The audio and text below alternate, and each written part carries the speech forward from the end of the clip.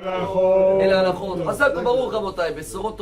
est le 29 aujourd'hui dans le mois d'Adar, donc dernier jour de mois de la joie si vous voulez. Et à partir de ce soir et demain, on rentre dans Rosh Chodesh Nissan, si on veut le nommer le mois de la cacheroute. Il y avait un grand rabbin, décédé à peu près une vingtaine d'années, 2005, qui s'appelait Rabbi Shlomo Wolbe, très connu. Il a écrit un grand livre de Moussar à Léchor, il était Mashgiach dans la yeshiva de Be'er Yaakov. Et lui, il souhaitait à ce jour-là, à tous ses élèves, il a déjà démarré avant Purim, et il disait, Shiel Achem, Purim Kacher et Pessah Sameach.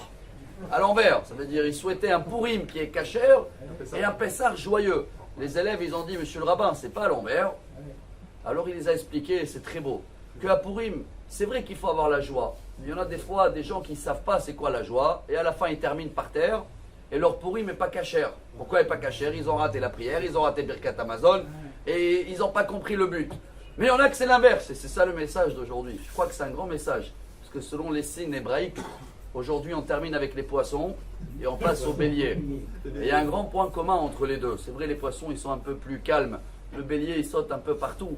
Ce soir, on rentre dans Rosh Chodesh Nissan, et il y a des gens que le mois de Nissan, il va être caché, et tout le monde, ils font attention sur tous les détails, les galettes, shmura, kitniot, ce que vous voulez. Mais il y a un problème. Ils arrivent à Pessah, et la joie, elle n'est pas là. Ils sont KO, les gens, de fatigue.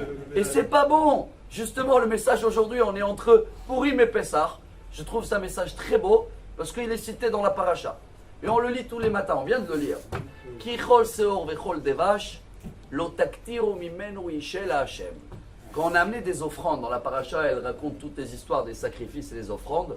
Dieu lui demande jamais dans l'offrande, ni du hametz et ni du miel. Prenez le Sefer HaChinuch, il explique tous les mitzvot. C'est dans la mitzvah 117. Et il dit, c'est un grand secret. Pourquoi Dieu, il dit surtout pas, toute l'année, ne pas amener de levure, hametz, et pas du miel.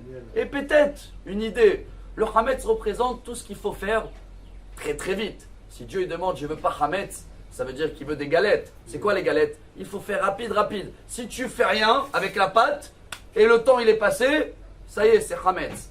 Le miel représente l'inverse. Le miel, il y a combien de patience il faut pour le miel? L'abeille, elle va prendre fleur par fleur, doucement. Donc on a les deux extrêmes. Dieu, il veut pas. D'un côté, il y a des choses qu'il faut faire rapide, mais d'un autre côté aussi, il faut savoir prendre le temps.